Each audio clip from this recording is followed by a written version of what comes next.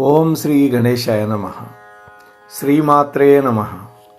శివాయ గురవే నమః. శ్రీకృష్ణ పరబ్రహ్మణే నమః. శ్రీరామాయ నమః. శ్రీ గురుభ్యో నమః. సచ్చిదానందరూపాయ విశ్వోత్పత్యాదిహేతవే తాపత్రయ వినాశాయ శ్రీకృష్ణాయ వయం నమః. ప్రియ భగవద్బంధువులారా, మన మోహనవాణి ఛానల్ ద్వారా ఈ వీడియోని వీక్షిస్తూ ఉన్నటువంటి భక్తామ తల్లులకు తండ్రులకు ముందుగా నా యొక్క నమస్సుమాంజలి. ఈరోజు మన ఛానల్ ద్వారా సత్సంగం యొక్క విలువ. సత్సంగం అంటే సజ్జన సాంగత్యం, సత్పురుషులతోటి కలవడం, వాళ్ళతో మాట్లాడటం, వాళ్ళని దర్శించటం, దానివల్ల వనగూడేటటువంటి ఫలితం ఈ వీడియోలో మీతో ముచ్చడించే ప్రయత్నం చేస్తాను. ఒక రోజున వశిష్ఠ మహర్షి విశ్వామిత్ర మహర్షి యొక్క ఆశ్రమానికి వచ్చాడు. అప్పటికి వాళ్ళిద్దరి మధ్య వైరుధ్యం తీరిపోయింది. విశ్వామిత్రుడు బ్రహ్మర్షి అయినాడు. ఆ తర్వాత జరిగిన కథగా మనం చెప్పుకోవాలి. ఇద్దరు పరస్పరం ఆనందంగా పలకరించుకున్నారు. విశ్వామిత్రుడు తన ఆశ్రమానికి వచ్చారు కాబట్టి వశిష్ఠుడు ఆయనకి అర్ఘ్యపాద్యాది విధులన్నీ ఇచ్చి పూజించాడు. ఇద్దరు కూర్చున్నారు. అనేక విషయాల మీద మాట్లాడుకుంటూ ఉన్నారు. ఆ పూట గడిచిపోయింది. ఏదో కందమూల ఫలాలు కూడా భుజించారు. వశిష్ఠుడికి వీడ్కోలు పలికాడు విశ్వామిత్రుడు. ఎందుకని? నేను వెళ్ళొస్తాను అని చెప్పి అడిగాడు ఆయన. ఈయన కూడా వీడ్కోలు ఇచ్చాడు. అయితే కలకాలం గుర్తుండేలా ఒక విలువైన కానుక సమర్పించాలి అని భావించి తన 1000 ఏళ్ల తపశ్శక్తిని ఆయనకి ధారపోశాడు. ఎవరు? విశ్వామిత్రుడు. వశిష్ఠుడు దాన్ని మహదానందంగా స్వీకరించాడు. కొన్నాళ్ళకి విశ్వామిత్రుడు వశిష్ఠుడి యొక్క ఆశ్రమానికి వెళ్ళాడు. వశిష్ఠుడు ఆయనకి సకల ఉపచారాలు చేశాడు. పుణ్యానికి సంబంధించినటువంటి ఆధ్యాత్మిక విషయాల మీద మాత్రమే ఇద్దరూ మాట్లాడుకున్నారు. పిచ్చాపాటి మాట్లాడుకోరు మహానుభావులు ఎప్పుడు కూడా. చివరికి విశ్వామిత్రుడికి వీడ్కోలు పలుకుతూ వశిష్ఠుడు ఒక మాట అన్నాడు. ఓ విశ్వామిత్ర, ఇప్పటి వరకు మనం మాట్లాడుకున్నటువంటి మంచి విషయాల పుణ్యఫలాన్ని నీకు బహుమానంగా సమర్పిస్తున్నాను అన్నాడు. ఇక్కడ దానం చేశాను అంటల్లా, బహుమతిగా ఇచ్చాను అన్నాడు. ఈ మాట విని విశ్వామిత్రుడు చిన్నపోయాడు. గతంలో తాను 1000 సంవత్సరాల తపఫలం ధారపోశాడు. తాను వెళ్ళినప్పుడు వశిష్ఠుల వారి ఆశ్రమానికి. ఇప్పుడు వశిష్ఠుడేమంటున్నాడు?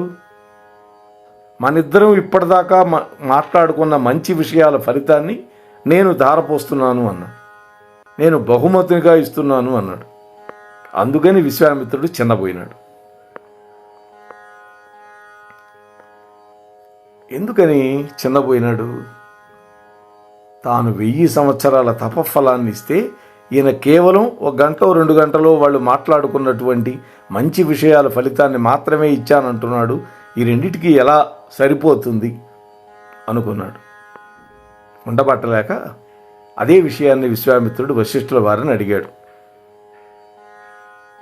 ఓ వశిష్ఠ మహర్షి, తపోఫలమా సత్సాంగత్య ఫలమా? ఈ రెండిట్లో ఏది గొప్పదో తెలుసుకోవాలి అని నాకు అనిపిస్తోంది అన్నాడు. వెంటనే వశిష్ఠుడు అన్నాడు, అట్లాగైతే ఈ విషయం చెప్పగలిగిన వాడు మా తండ్రి అయినటువంటి బ్రహ్మ యొక్క మానసపుత్రుడు వశిష్ఠుడు. అందుకని ఇద్దరు కలిసి బ్రహ్మదేవుడి దగ్గరికి వెళ్ళారు. ఆయన వీళ్ళిద్దరినీ వెంట పెట్టుకొని విష్ణువు దగ్గరికి వెళ్ళారు. విష్ణువు అన్నాడు, అయ్యా, దీనికి పరమశివుడే సరిగ్గా సమాధానం చెప్పగలడు అని చెప్పి ఆయన దగ్గరికి వెళ్ళారు అందరూ. ఆయనేమో పాతాళంలో ఉన్న ఆదిశేషుడు తప్ప మరెవ్వరూ ఈ ఫలితం గురించి చెప్పలేరు అని తేల్చేశాడు పరమేశ్వరుడు. ఇంకా అప్పుడు వీళ్ళిద్దరూ కలిసి వశిష్ఠ విశ్వామిత్రులు పాతాళలోకంలో భూమిని తన 1000 ఫణముల మీద మోస్తూ ఉన్నటువంటి ఆదిశేషుడి దగ్గరికి వెళ్ళారు. వాళ్ళిద్దరూ తమ యొక్క సందేహం చెప్పారు. 1000 ఏళ్ల తపస్సు గొప్పదా, 1 గంటో 2 గంటలో చేసుకున్న సత్సంగం గొప్పదా? ఇది ఈ మాట విన్నాడు ఆదిశేషుడు. నాకు ఈ విషయం సమాధానం చెప్పడానికి కొంత వ్యవధి కావాలి అన్నాడు. అయితే నేను ఆలోచించాలి కదా, అందువల్ల ఇప్పటి వరకు నేను మోస్తున్నటువంటి ఈ భారాన్ని, ఈ భూమి యొక్క భారాన్ని మీ ఇద్దరూ మొయ్యాలి అని షరతు పెట్టాడు. ఇదొక పరీక్ష. తల మీద పెట్టుకుంటే బరువుగా ఉంటుంది కాబట్టి ఆకాశంలో నిలబెట్టి ఉంచండి అని సలహా కూడా ఇచ్చాడు. ఎందుకంటే నాకు 1000 శిరస్సులు ఉన్నాయి కాబట్టి నేను మోస్తున్నాను, మీ ఇద్దరికి చెరొక తలకాయే ఉండేది, అందువల్ల మీరు మొయ్యలేరు తల మీద పెట్టుకొని, అందుకని మీ శక్తితోటి, మీ తపశక్తితోటి దాన్ని ఆకాశంలో నిలబెట్టండి ఈ భూమిని అని చెప్పి సలహా ఆలోచించడానికి వెళ్ళిపోయాడు. విశ్వామిత్రుడు వెంటనే నా 1000 సంవత్సరాల తపోఫలాన్ని ధారగా పోస్తున్నాను, ఆ తపశక్తితోటి ఈ భూమి ఆకాశంలో నిలబడుగాక అన్నాడు. అయితే ఈ మాట అన్న తర్వాత కూడా భూమిలో ఎటువంటి చలనము కలగల, అలాగే ఉండిపోయింది. అప్పుడు వశిష్ఠుడు అన్నాడు, ఒక్క పూట సమయంతో పాటు మేము చర్చించినటువంటి అనేక ఆధ్యాత్మిక విషయాల వల్ల మాకు సంప్రాప్తించినటువంటి పుణ్యఫలం నేను ధారపోస్తున్నాను. ఆ శక్తితో భూమి ఆకాశంలో నిలబడుగాక అన్నాడు. వశిష్ఠుడు ఆ మాట అన్నాడో లేదో, ఆదిశేషుడు తలకాయ మీద ఉన్న భూమి కాస్త ఆకాశంలో నిలబడింది. ఆదిశేషుడు తిరిగి భూమిని తన తల మీద పెట్టుకొని వాళ్ళకి చెప్పాడు, ఓ మహర్షులారా, మీ ఇద్దరికి వెళ్ళొచ్చు అన్నాడు. విషయం ఏం చెప్పకుండానే. అప్పుడు విశ్వామిత్రుడు అన్నాడు, మేము అడిగిన దానికి బదులు ఇవ్వకుండా వెళ్ళమంటే ఎట్లాగయ్యా అని అడిగాడు. మీ ఎదురుగానే రుజువైంది కదయ్యా ఏ తపఫలం గొప్పదో, ఇంకా వేరే తీర్పు చెప్పడానికి ఏముంది అన్నాడు ఆదిశేషుడు. 1000 సంవత్సరాల తపశ్శక్తి ధారపోసినా ఈ విశ్వామిత్రుడు ఆ భూమి ఏమాత్రం కదలలేదు కదా. కేవలం 1 అరగంటో గంటో మీరిద్దరూ మాట్లాడుకున్నటువంటి మంచి మాటల వల్ల కలిగిన పుణ్యఫలాన్ని ఈ వశిష్ఠుడు ధారపోయటం వల్ల ఆకాశంలో నిలబడింది భూమి. గమనించావు కదా విశ్వామిత్ర, ఏది గొప్పదో నీకు తెలియలేదా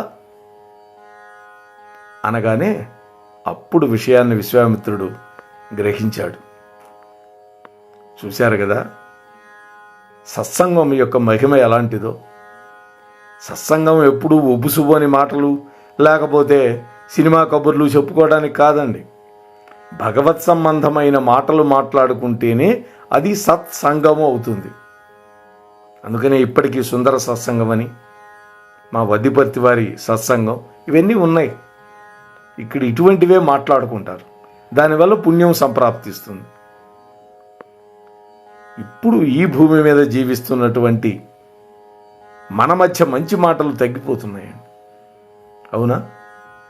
ఇద్దరు కలుసుకుంటే ఆడవాళ్ళైతే నగలు, చీరలు వీటి గురించి మాట్లాడుకుంటూ ఉంటారు, లేకపోతే ఆ పక్కింటి వాళ్ళ గురించి, ఎదురింటి వాళ్ళ గురించి, లేకపోతే ఈమె తన కోడల గురించి చెప్పడం, ఆమె కోడల గురించి చెప్పడం, ఇవే, ఇంక వేరే ఏం కనపడవు. అదే మగవాళ్ళు అయితే ఉద్యోగాలు, సాఫ్ట్వేరు, ఆ వేరు ఈ వేరు, వాడు కొన్న టీవీ గురించో ఇంకో దాని గురించి, ఇవి. కాబట్టి తగ్గిపోతున్నాయి మంచి మాటలు. ఒంటరిగా ఉన్నా అదే పని అండి. ఫోన్ చూసుకోవటం, వాట్సాప్ చూసుకోవటం, ఇది తప్ప రెండోది లేదు. లేదా ఇప్పుడు రీల్స్ చూడటం. పోనీ ఇద్దరు కలుసుకున్నా అదే తీరు. ఎవడి చేతిలో వాడి స్మార్ట్ ఫోన్ ఉంటుంది, ఆ స్మార్ట్ ఫోన్తో గడిపేస్తున్నాం. ఇంట్లో కుటుంబ సభ్యులు కూడా అదే పరిస్థితి అండి. ఎవడి ఫోన్ వాడిదే, ఎవడి గది వాడిదే, ఎవడి గోల వాడిదే. అందరూ కలిసి మాట్లాడుకునే సమయం తగ్గిపోతుందండి. దీనివల్ల పుణ్యకాలం కాస్త గడిపేస్తున్నాం. పుణ్యం సముపార్జించటానికి ఉపయోగపెట్టవలసిన సమయాన్ని వృధాగా గడిపేస్తున్నాం. మనసు విప్పి మాట్లాడుకోవటం లేదు. ఇంకా ఇతరులతోటి మంచి మాటలు చెప్పేది ఎప్పుడండి? ఒకవేళ ఏదైనా భగవత్ సంబంధమైనటువంటి మాటలు మొదలుపెట్టినా వినేవాడు కనపట్టాలి. ఇది పరిస్థితి. కాబట్టి సత్సంగత్వే నిస్సంగత్వం, నిస్సంగత్వే నిర్మోహత్వం, నిర్మోహత్వే నిశ్చలతత్వం. నిశ్చలతత్వాన్ని ఎక్కడికి తీసుకువెళుతుంది? భగవంతుడి దగ్గరికి తీసుకువెళుతుంది. ఇది శంకర భగవత్పాదులు తమ యొక్క భజగోవింద స్తోత్రంలో చెప్పారు. మోహముద్గరము అనేటువంటి స్తోత్రంలో ఆదిశంకరాచార్యులు గారు చెప్పారు. కాబట్టి మనం కూడా ఏదో ఒక సత్సంగంలో చేరాలి సభ్యులుగా. అక్కడ కేవలము భగవత్ సంబంధమైన విషయాలు మాత్రమే చర్చకు వచ్చేటట్టుగా మనం ప్లాన్ చేసుకోవాలి. దానివల్ల పుణ్యం, పురుషార్థం రెండు కూడా సాధించడానికి అవకాశం ఉంటుంది అని మీతో వినమ్రపూర్వకంగా మనవి చేసుకుంటూ, మన అక్కునూరి వారు ఎన్నో వ్యయ ప్రయాసాలు కోర్చి మోహనవాణి ఛానల్ను నడుపుతున్నారు. ఎన్నో ఆధ్యాత్మిక విషయాలన్నీ దీంట్లో వస్తున్నాయి. చక్కగా వాటిని ఆదరిద్దాం, మరింత మందికి వాటిని షేర్ చేద్దాం.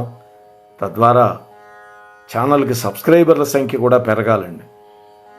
పిచ్చి పిచ్చి వాటికి సబ్స్క్రైబర్లు లక్షల్లో ఉంటున్నారు. పట్టుమని 5,000 లేరు మన యొక్క మోహనవాణి ఛానల్కి. అంటే అర్థమవుతోంది కదా, మంచి విషయాలు ఎంత విషంగా ఉంటాయి అనేటువంటి విషయాన్ని మరి నేను విడిగా చెప్పక్కర్లేదు మీతోటి. కాబట్టి సబ్స్క్రైబర్ల సంఖ్య ఉన్నప్పటికీ 4,500 600 వ్యూవర్స్ సంఖ్య తక్కువగా ఉంది, వ్యూస్ తక్కువ వస్తున్నాయి. ఎంతో వ్యయ ప్రయాసాలకు వచ్చి ఆయన ప్రయత్నం చేస్తున్నాడు. మేము కూడా ఎంతో స్టడీ చేసి కొన్ని విషయాలను మీతో పంచడానికి ప్రయత్నం చేస్తున్నాము.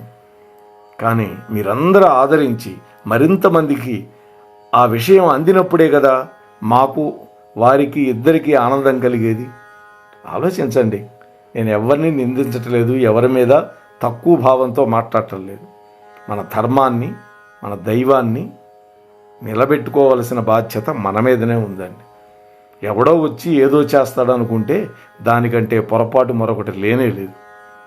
కాబట్టి మన యొక్క సనాతన ధర్మాన్ని రక్షించుకోవలసిన బాధ్యత హిందువులుగా ఉన్న మన మీదే ఉన్నది అని మరొక్కసారి మీకు వినమ్రపూర్వకంగా మనవి చేసుకుంటూ ముగిస్తూ ఉన్నాను.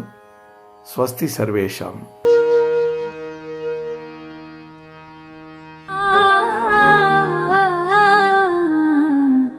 మోహనవాణి